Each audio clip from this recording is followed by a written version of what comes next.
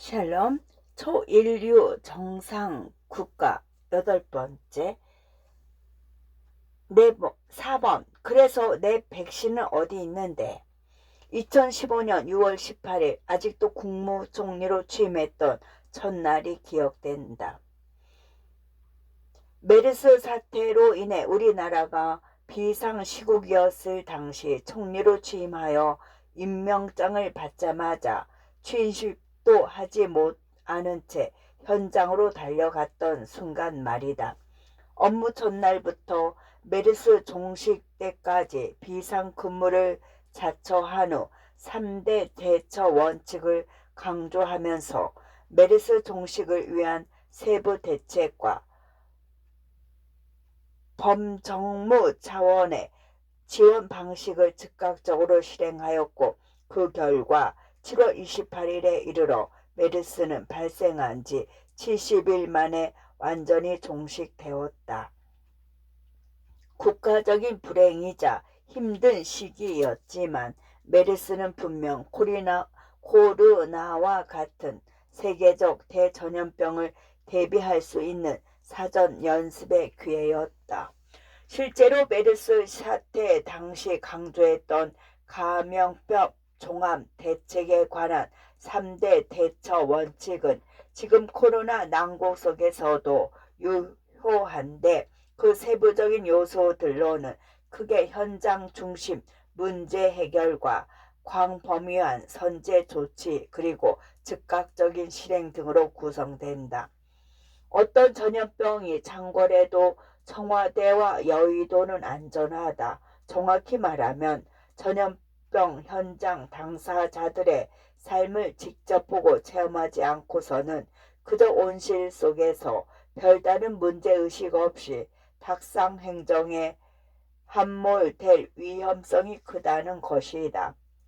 위대한 국민들과 세계적 수준의 의료진들의 희생으로 초기 방역 대응에는 어느 정도 유의미한 성과를 내었으나 정작 정부가 제대로 된 역할을 수행했는지에 대해서는 여러모로 회의가 든다.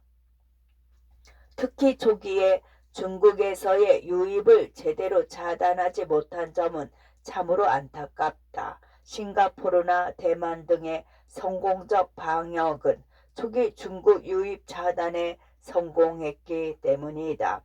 또한 현장소 의료진들에 대한 형편없는 보상 체계와 백신을 위한 정부 당국의 광범위한 선제 조치와 즉각적인 실행에 굼뜬 행보도 K-방역의 성공 스토리를 무색하게 만든다.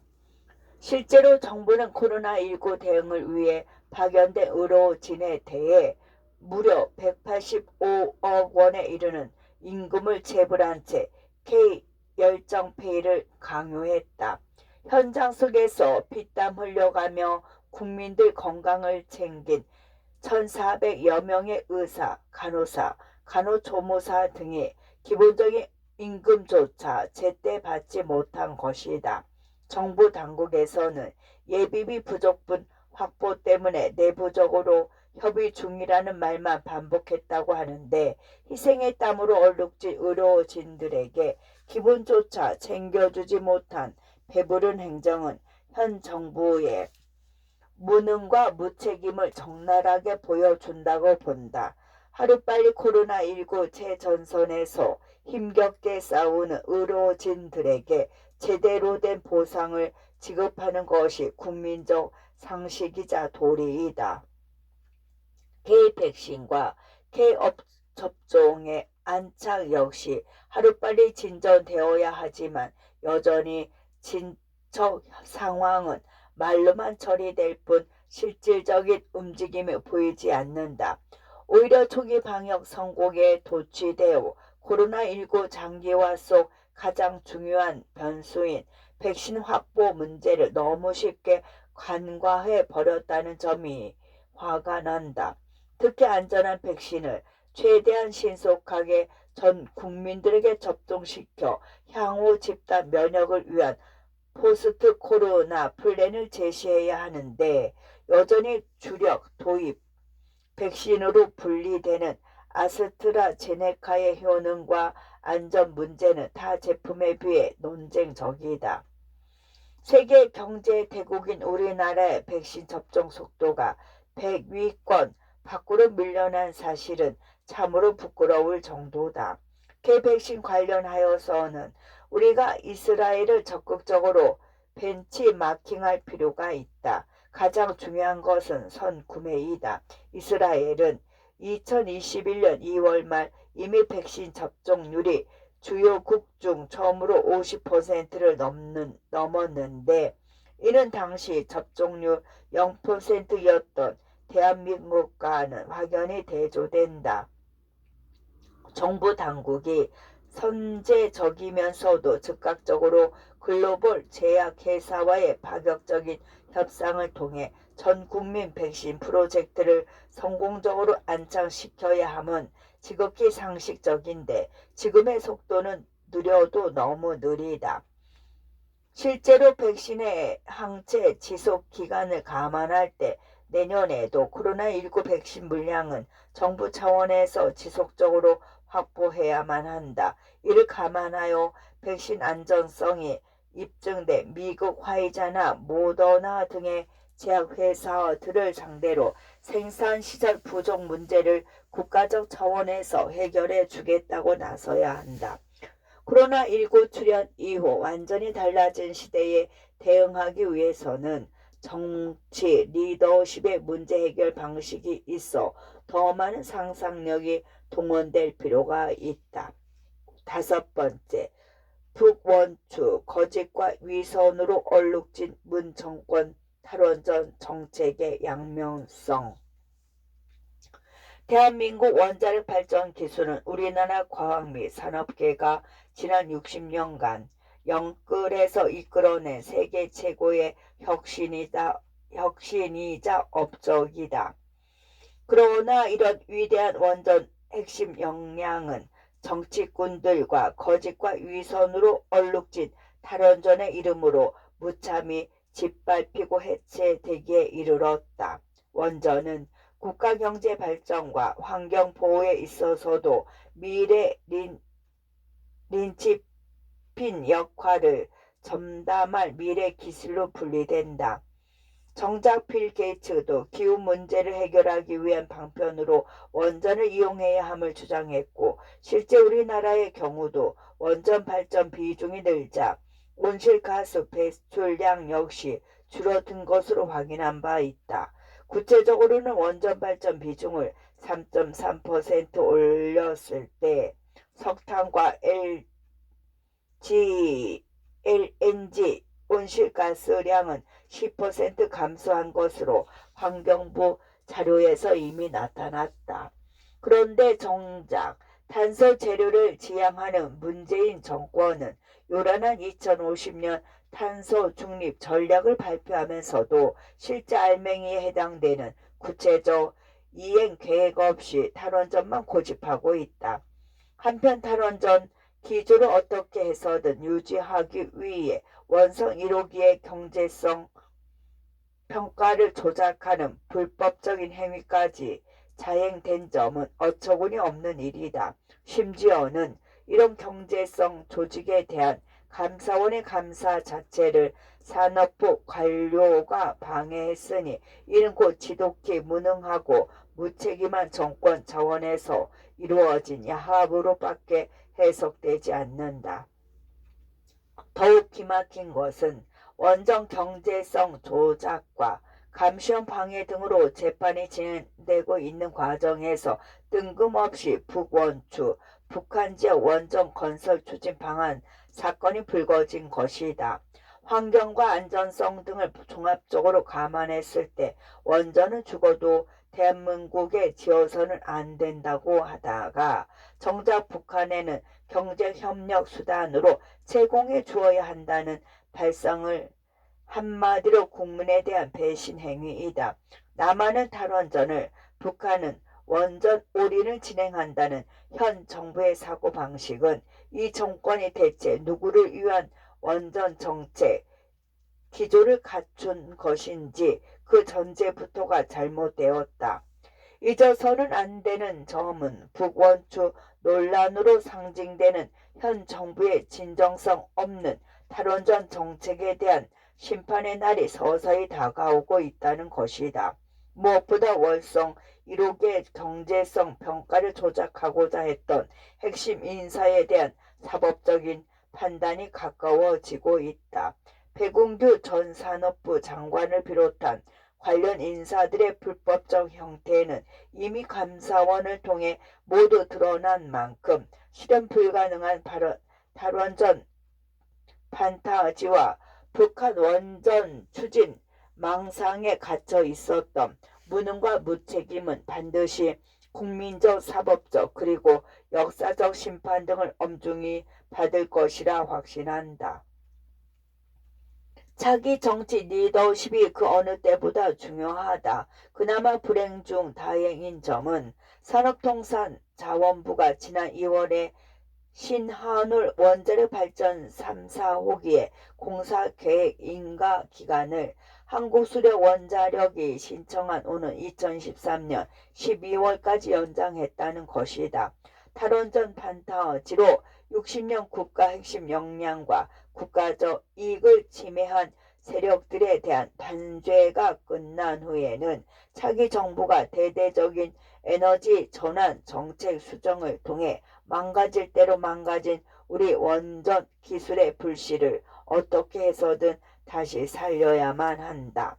6번째, 헌정사상 최악의 대한민국 법무부 장관 릴레이 퍼포먼스. 대한민국 역사상 가장 무능하고 무책임한 법무부 장관들이 문재인 정부 4년을 통해 배출되었고 지금도 그 기록은 현재 진행형이다. 기승전 검찰개혁이란 정치적 명분으로 대한민국 법치의 구세주를 자처하지만 지금까지 역대 문재인 정부 법무부 장관들의 형태를 감안하면 무법주의가 우리 법치 안방을 차지한 게 아닌가 싶다. 시작은 단연 조국이었다. 진보의 아이콘으로 세상을 더 올바르게 만들어줄 것이라 기대했던 조국 전 법무부 장관의 민낯은 알고 보니 위선과 거짓으로 얼룩진 검은 백조였다. 도저히 일어날 것 같지 않은 일이 일어나는 것을 자칭하는 검은 백조는 월가의 유명 투자가인 나심 니콜라스 텔레프가 저서에서 언급한 내용이다. 본래 의도는 2008년 미국 서브프라임 모 기자 사태를 예언하고자 자칭한 것이지만 조국 역시 정치 진영을 초월하여 대한민국 공직자의 양심 체계를 완전히 무너뜨린 예상치 못한 사례라는 점에서 적용해 볼 만하다. 일반적 상식과 기대 수준을 벗어난 예외적인 존재이면서도 극심한 충격을 동반하는 검은 백조는 말 그대로 조국 전 법무부 장관을 통해 우리 사회에 떨어진 거짓과 위선의 암의 갯돈이었다.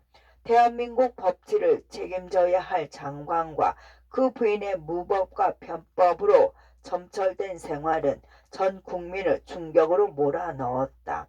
그를 응원했던 진보도 놀랐고 그를 반대했던 보수도 놀랐다.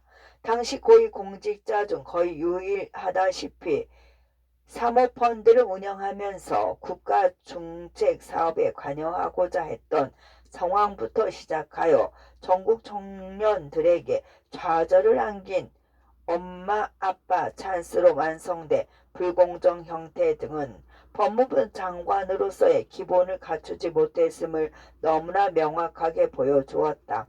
그럼에도 불구하고 그는 떳떳했다. 아니 대한민국 공직자로 살아남고자 그가 선택한 새로운 대국민 기만 가이드라인이 탄생했던 순간이었다. 보통은 자신의 거짓이 드러나면 그 즉시 사과하고 책임지는 것이 일반적이었으나 조국의 경우는 이와 정반대였다. 오히려 더 적극적으로 발뺌하고 명확히 드러난 주장에 대해서는 정면으로 반박하며 자기 체면에 가까운 내로남불식 태도로 일관할 뿐이었다.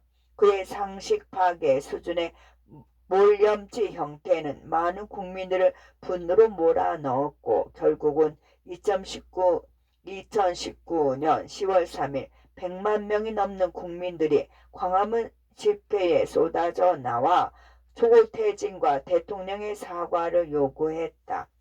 갈수록 가중되는 대중의 분노와 법정에서 날이 갈수록 유죄로 기울고 있는 조국과 그 일과의 불법적 행위 등으로 인해 결국 그는 법무부 장관직을 사퇴했다. 그의 법무부 장관직 사퇴로 그렇게 대한민국 법치가 사필 규정으로 흐르나 싶었지만 이내 추미애의 등장은 사상 유례 없는 검찰총장과의 전면전으로 이어지면서 대한민국 법치 암울한 수준을 여과 없이 드러냈다. 추미애 전 장관의 가장 큰 실책은 살아있는 권력을 향한 정의를 온몸으로 막아내는 데 있었다. 윤석열 검찰총장이 현 정부와 연관된 불리한 사건들을 진두지휘하자 이에 권력 홍위병을 자처하여 온몸으로 문재인 대통령을 지켜내기 위해 살신성인했다.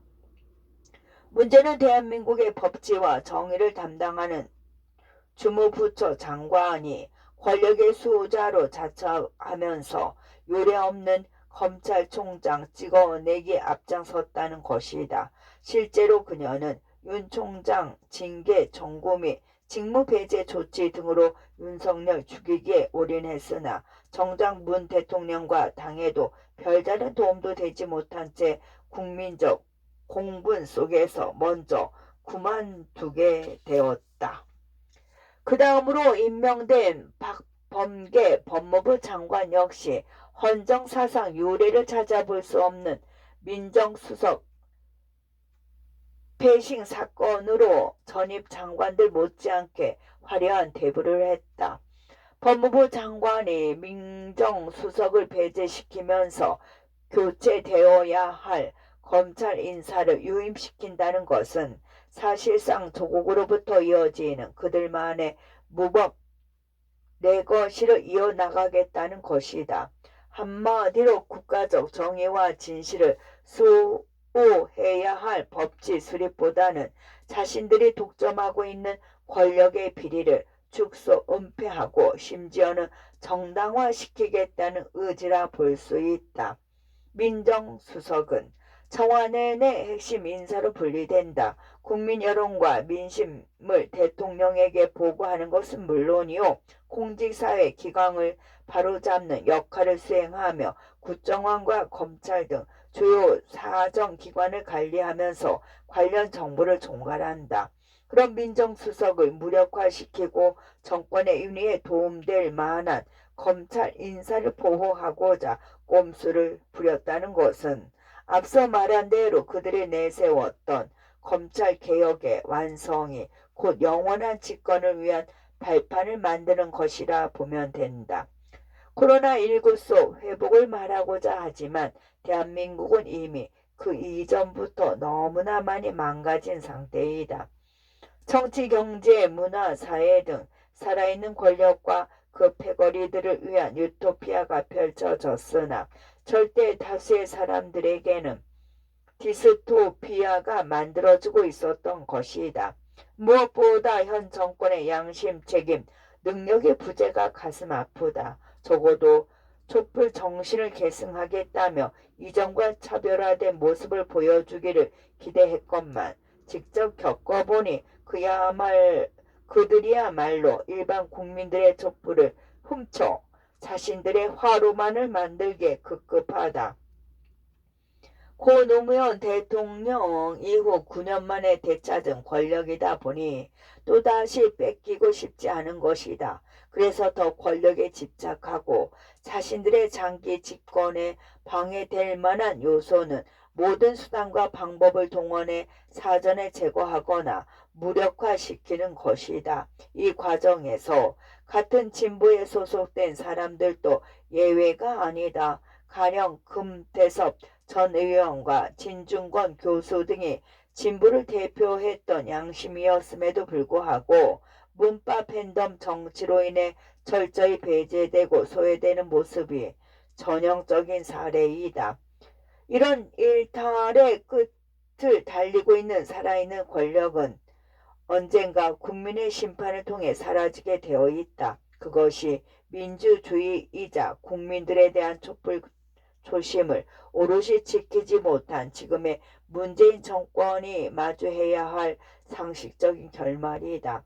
소모적인 비판과 책임 진가는 국민 통합을 위해 반드시 지향해야 하지만 객관적으로 현 정권이 잃어버린 양심과 무능 및 무책임으로 점철된 사회적 해악들은 반드시 지적할 필요가 있다. 그리고 이들의 탈선을 반면 교사 삼아 나부터 미래의 정책 교체를 준비하는 우리들도 정신 똑바로 차리고 국민들만 바라보며 올바른 정치를 실현해야 한다. 과거로부터 회복되어야만 코로나19 시대 이후 더 나은 대한민국을 위한 밑그림을 그릴 수 있다. 끝.